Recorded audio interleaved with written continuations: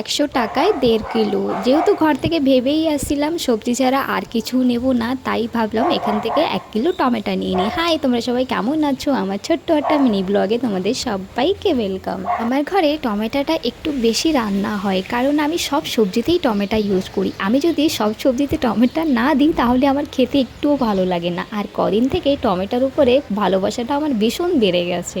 আজকাল প্রায় টমেটোর চাটনিটা বেশি খাওয়া হয়, জানি না কেন। টমেটোর চাটনিটা আগে অনেক খেতাম, এখন কদিন থেকে একটু বেশি ভালো লাগছে, তাই টমেটোটা আমার একটু বেশি ইউজ হয়। এখান থেকে নিয়ে নিলাম 1.5 কিলো টমেটো, 1 কিলো ভেন্ডি আর উস্তে নিয়ে নিলাম। ভালোই কম দামে ছিল, যেহেতু কালকে সানডে ছিল আর সানডে থেকে মার্কেট থেকেও আমার নেওয়া লাগবে, তাই ভাবলাম এখান থেকেই নিয়ে আর সানডে মার্কেটে যেতে হবে না। প্রত্যেক সানডে মার্কেটে গেলে না হলে 2000 টাকার মতন খরচা হয়।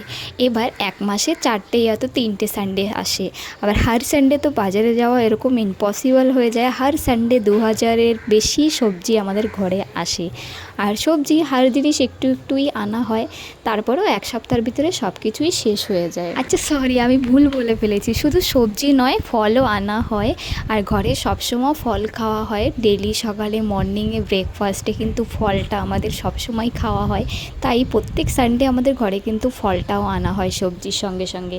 তাই প্রায় সানডেই আমাদের কিন্তু যাওয়া লাগে মার্কেট। জিনিস তো ভালোই উঠেছে, কিন্তু প্রচুর দাম আর কোয়ালিটি একেবারেই ভালো ছিল না।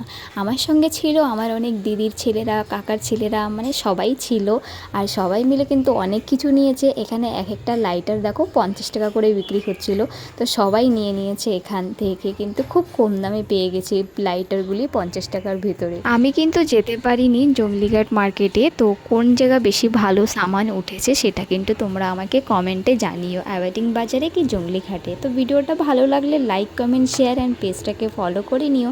তোমাদের সঙ্গে আবার দেখা হবে নতুন ভিডিওতে। বাই, ভালো থেকো।